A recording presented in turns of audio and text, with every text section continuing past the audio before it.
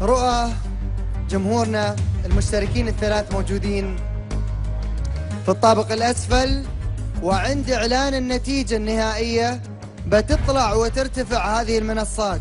صاحب أعلى معدل من قبل اللجنة والجمهور بترتفع المنصة فيه إلى الأعلى والأعلى. أتمنى أكيد التوفيق للجميع. أعتقد أن هذا الموقف وهاي اللحظات أكيد ما بينسونها في حياتهم. وأنا ما بنسى هالمكان يا رؤى. هي طبعا دائما قاعد فيه تحت اللي فيه يودع ويستقبل، يودع ويستقبل، أودع واستقبل. لكن المختلف اليوم يا رؤى أن المنصة هاي عليها بنعلن الفائز بلقب برنامج محمد عبده وفنان العرب. إذن واحد فقط بتعلى فيه المنصة لين فوق. أنا ما أعرف شو شعورهم تحت، شو يحسون. الله يعينهم والله. شو شعورهم؟ قول على المايك، شو تحس شعورهم؟ لا أنا كنت بسأل سؤال، ما نقدر نمدد يومين بس، حلقتين بس؟ ليش؟ شو تبغى تسوي؟ يا أخي البرنامج غني بالغناء. صحيح. وصلنا يعني اليوم الله. اليوم الغناء اللي سمعناه من أستاذنا ومن أستاذ عبد الله وأصالة. نعم صحيح. نعم. بس لكل شيء نهاية. إذن هذه المنصات اللي بترتفع وعليها من عارف يا رؤى من هو الفائز اليوم بنجم برنامج محمد عبده؟ هل هو صلاح من المغرب، أو محمد الخامس من الجزائر، أو أسامة محبوب من اليمن؟ ثلاث مواهب شابة أبدعوا على هذا المسرح. تقييمكم أنتم يا أعضاء لجنة التحكيم وتقييم الجمهور. بدأت ترتفع المنصات ودقات القلوب أيضا تتسارع معاها. رؤى أنا وايد خايفة. إذن على نفس المستوى. نعم بدأت أسامة ترتفع ولا صلاح ولا محمد. إذن بترتفع منصة واحدة. أسامة محبوب من اليمن. أسامة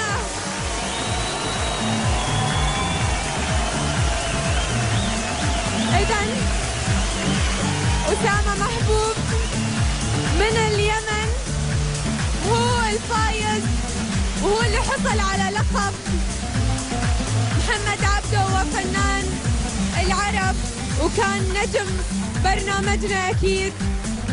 ألف مبروك، ألف مبروك لأسامة.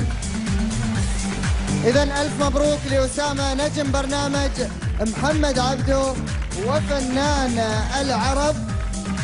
ألف مبروك للي حصل على أعلى علامة بين المشتركين.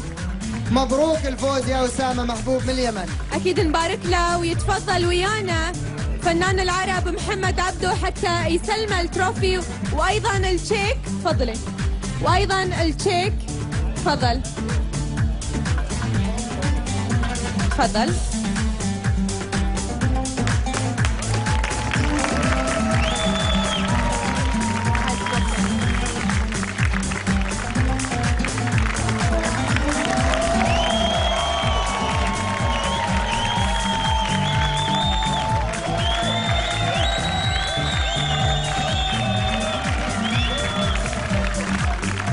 ألف مبروك محمد الخامس، دانيال، أحمد وجزي، كل اللي قدموا لنا الأغنية الجميلة.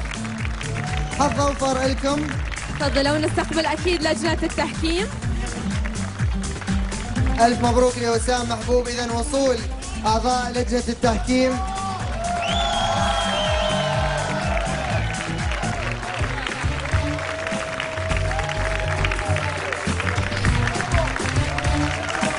ألف مبروك، ألف مبروك لوسام محبوب. وهذه التهاني الجميلة عندنا في الحلقة الختامية.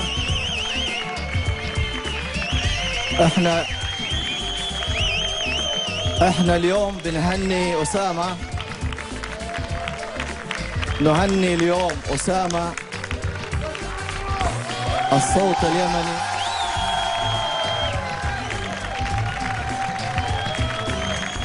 الذي فاز معنا بنجم برنامج فنان العرب، وهذا النجم نقول له مبروك لليمن، اليمن السعيد، اليمن الذي نتمنى أن تعود إليه سعادته وصحته إن شاء الله.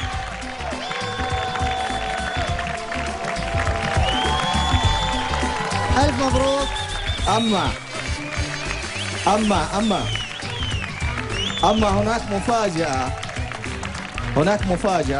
مفاجأة من فريق الحكام البرنامج أبو خالد الصولة، وأنا معهم إن شاء الله، والأستاذ عصام. في هناك جائزة خاصة بالأخ أسامة من المغرب. الأخ صلاح من المغرب. ألف مبروك إذا لكل المشتركين، مو بس أسامة محبوب من اليمن.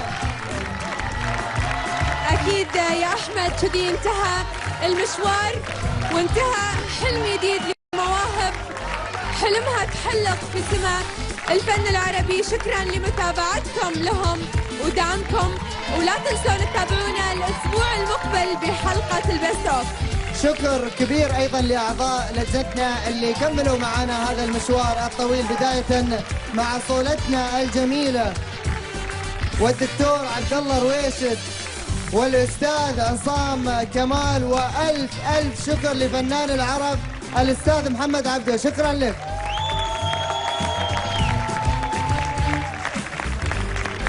إذن